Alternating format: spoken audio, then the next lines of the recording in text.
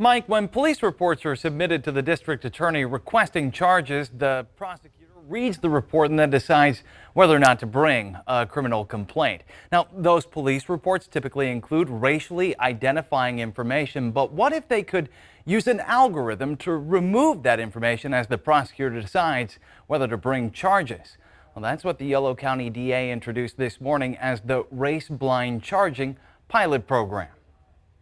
I'm excited to unveil a new technology that was squarely designed to help mitigate against the effects of bias in a critical stage of the criminal justice process. Yolo County District Attorney Jeff Reisig calls this new technology developed by the Stanford Computational Policy Lab a response to calls for criminal justice reform. Especially when it comes to eliminating the insidious effects of racial bias in all forms. It's called the Race-Blind Charging Program, now in its pilot stage at the Yolo DA office and the West Sacramento and Davis Police Departments. We believe in this program, and we believe in anything that will help eliminate bias from the system, essentially. This work will focus on illuminating potential bias at an important decision point in the criminal justice system. If we did need that report... Here's how it works. Police reports, a narrative, enter the Stanford engine. Using an algorithm, it automatically redacts names, racial information, and locations.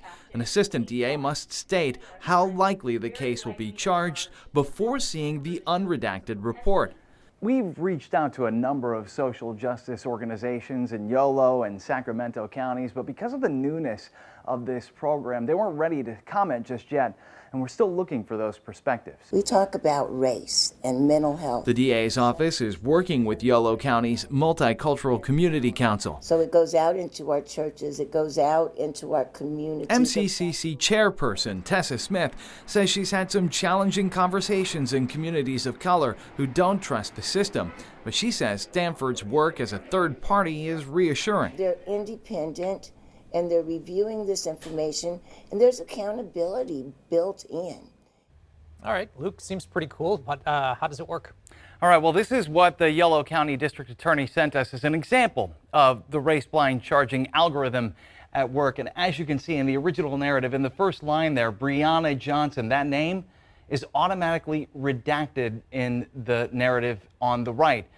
Black male with brown hair. Those racial and hair color identifying words or verbiage is redacted. And again, even the location in Midtown, the neighborhood is redacted, right down to even the officers' names. The effort here is to just take out anything that could implicitly bias a prosecutor who is reading these police reports. Mike?